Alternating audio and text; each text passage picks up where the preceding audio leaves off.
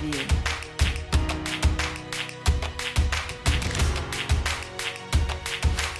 Preview.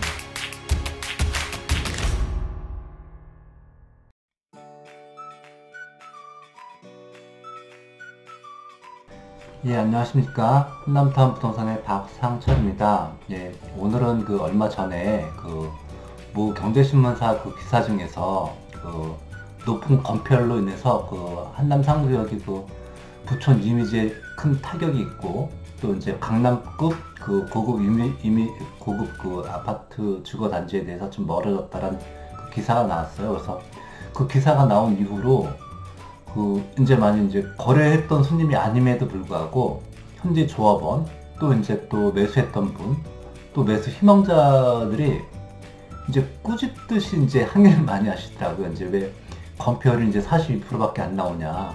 그래서 이런 문제는 조합이나 서울시에 좀 항의를 하셔야 되는데, 일단은 저한테 전화를 하시더라고요. 그래서 여기에 대한 좀 내용을 좀 전하려고 하는데요. 제 개인적인 생각을 좀 말씀드리면, 건폐율이 높다라고 하는 거는 결코 장점이 될 수는 없어요. 근데 가장 큰 단점이다라고 하면, 일단 동간 간격이 조밀해서 결국 사생활 보호가 어렵다는 얘기인데요. 한남 상구역 같은 경우는 건폐율 자체가 높아진 건폐율 자체가 당연히 단점이지만, 한남 상구역 자체는 구릉지거든요. 구릉지다 보니까 평지에서와 같이 서로 건물들이 마주보는 경우가, 마주보는 형태의 건물들은 많아 보이지가 않습니다. 거기서 일반 평지에서 생각했던 것처럼 그렇게 너무 생각 안 하셔도 되고요. 그래서 기사 내용 중에서 보면 멀리 한남대교 남단에서 북단 쪽으로 보면 좌측에 높은 교회가 있어요. 한강교회라고 하는데, 거기가 또 공교롭게도 보면 건폐율이 딱 42%예요. 근데 교회의 대지 안에 건폐율, 건물에 대한 건폐율이 42%인데, 진짜 어디야, 한강 넘어서 건너 보이는 압구정이나 반포 자체의 전망들이 끝내주거든요. 밤에도 좋습니다. 그래서 이거는 전망에 대한 구릉지에 대한 걸 좀 말씀을 좀 드렸던 거고요. 그래서 명품에 대한 주거지는 건폐율이나 건축 계획이나 용적률 이런 부분들은 어떤 첨가가 되는 거지, 명품 주거지에 대한 거는 입지가 일단 첫 번째로 만든다라고 그렇게 볼 수가 있겠습니다. 그리고 좀 이따 최종 화면에 좀 보시면 아시겠지만, 전번에 찍어놨던 영상이 있거든요. 그래서 한강도에서 찍었던 영상인데, 보면 얼마나 전망들이 잘 나오는지 한번 좀 참고가 좀 되실 거예요. 그래서 계속해서 보시면 한강도에서 건폐율 42%인 한강도에서 본 전망들을 한번 좀 볼게요.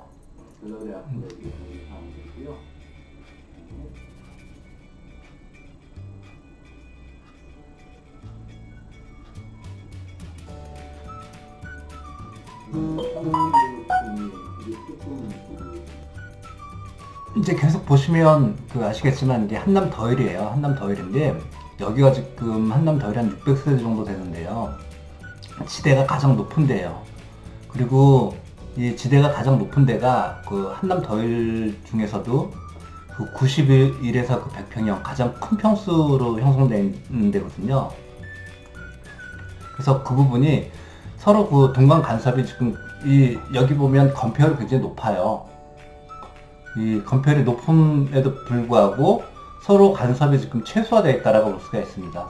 한남 상구역 같은 경우는 더 구릉지기 때문에 이런 간섭되는 부분들이 더 적어요. 그래서 그런 부분에 대해서는 좀 더 여기가 좀 조밀하지만 결국은 간섭들은 없을 거다라고 좀 보여지고요. 또 우리가 보면 지금 한남 상구역 같은 경우는 정비구역 면적이 전체로 보면 평수로 좀 말씀을 드릴게요. 평수가 좀 이해가 쉬우니까. 한남 상구역 정비구역 면적이 총 11만 7천 평 정도 돼요. 그 중에 한남 상구역에 대한 대지 면적이 8만 6천 평이거든요. 정비구역 면적 대비 대지 면적 비율이 한 73.9%, 약 한 74%가 정도 돼요. 그럼 나머지 16% 같은 경우는 어디로 가냐? 도로, 공원, 그리고 이제 그 주민센터, 그리고 사회복지시설, 그리고 주차장, 이런, 그리고 또 학교 이렇게 지금 들어가거든요. 그래서 대지 면적 밖에 지금 한 26% 정도의 면적이 지금 공지로 지금 남아있는 상황이란 말이에요. 그래서 우리가 지금 재건축 아파트 같은 경우는 정비구역 대비 대지 면적이 한 90%가 넘어요. 근데 여기 같은 경우는 유타운이잖아요. 그래서 큰 정비구역 안에 도로도 있고 공원도 있고 하기 때문에 그런 간섭 자체는 오히려 좀 더 널찍이 그렇게 좀 있다라고 보셔도 되고요. 그래서 대지 면적이 아닌 정비구역 면적으로 계산한 건폐율 같은 경우는 약 31% 정도가 돼요. 그래서 산남 3구역에는 대지 면적이 공원들이 제외가 된 면적이거든요. 그래서 한남동에 보면 한남 더일 아파트 있잖아요. 지금 쾌적성과 지금 최고급 아파트의 대명사로 지금 우리나라에서 지금 그렇게 표현되는 아파트인데요. 여기 대지 면적 대비 건폐율이 지금 29%예요. 그러니까 우리 같은 경우도 지금 31% 정도 나오거든요. 한남 3구역이. 그리고 또 앞에 맞은편에 또 하나의 최고급 주거지로서 지금 건설되고 있는 나인원 한남 같은 경우가 건폐율이 32%예요. 여기 보시면 이제 한남 더일 같은 경우도 건폐율이 지금 29%거든요. 용적률이 지금 120%예요.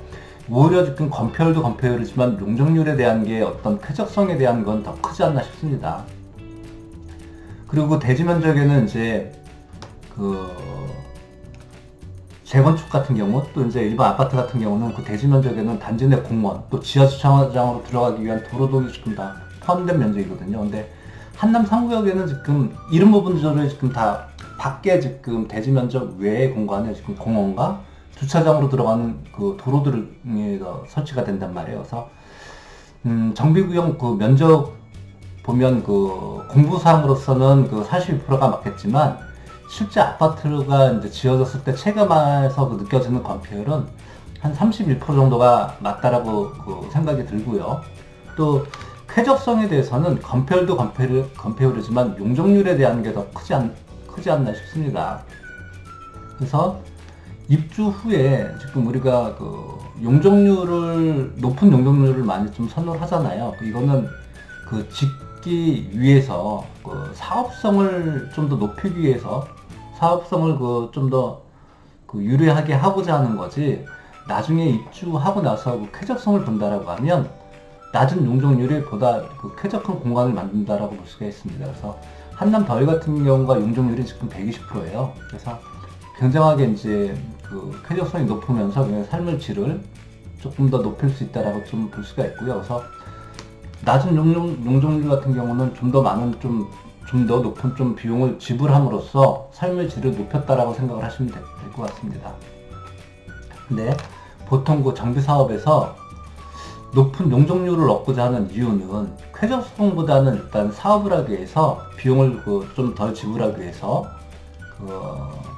사업성 자체를 더 선택한 거에 대해서 비롯된다라고 볼 수가 있겠습니다. 그래서 주상복합 같은 경우가 높은 용적률인데 결국 주상복합 같은 경우는 명품 주거지가 될 수가 없죠. 그래서 참고로 말씀드리면 한남 3구역 같은 경우가 용적률이 232%예요. 그리고 강남에 평지에 있는 아파트들의 용적률 자체가 280에서 300% 정도 나옵니다. 그리고 이제 타 아파트 및 정비사업장 대비 이제 한남 3구역 같은 경우는 낮은 용적률을 좀 갖고 있는데요. 비용은 좀 더 지불할지 모르겠지만 명품 아파트에는 좀 더 다가가지 않나 좀 싶고요. 또 이제 높은 건폐율에 대한 우려 같은 경우는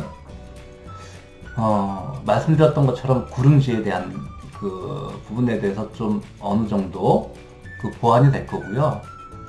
또 이제 시공사들이 이제 다 대안 설계들을 할 거란 말이에요. 그래서 3구역에 가장 알맞는, 그래서 거기서도 많이 보완이 될 거라 너무 이제 걱정을 안 하셔도 될 것 같고요. 또 이게 7개 블록으로 이제 또 7개 블록으로 그 나뉘어져서 설계를 하기 때문에 이제 그 도로나 7개 블록 자체 외부에 지금 그 도로, 학교, 공원들이 있는 상태잖아요. 그래서 그쪽으로 이제 많이 이제 좀 건물들을 붙인다라고 하면 안에 그 한 개의 블럭 안에는 또 공원들을 만들 수 있고 널찍한 또 조경들을 할 수가 있기 때문에 그만큼 어떤 그 건폐율에 대한 거는 많이 그 단점들은 많이 보완될 거다라고 생각을 하고 있습니다. 이상 그 경제신문사에서 나왔던 그 건폐율에 대한 좀 얘기를 해봤는데요. 생각보다 그렇게 많은 그 우려가 있진 않으니까요. 그래서 그리고 이제 명품 주거지라고 하는 거는 입지가 지금 첫 번째지 건축 쪽보다는 입지가 더 중요하다라고 생각이 듭니다. 그래서 명품 주거지에 대해서는 큰 걱정 안 하셔도 되지 않을까 싶습니다. 이상 한남타운 부동산의 박상철이었습니다.